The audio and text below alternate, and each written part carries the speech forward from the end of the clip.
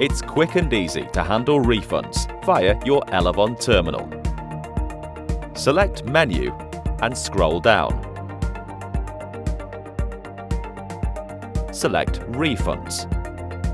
Enter the refund amount and ask your customer to insert or swipe their card. Or touch it to the reader to enable a contactless refund. Putting in your user password if prompted, and the refund is authorized. Press Enter again to print out a receipt, which the customer must sign. Don't lose this signed receipt. It's important for your records or any dispute. If the signature looks valid, press Enter one more time to print the customer's copy. And that's it. The refund is complete.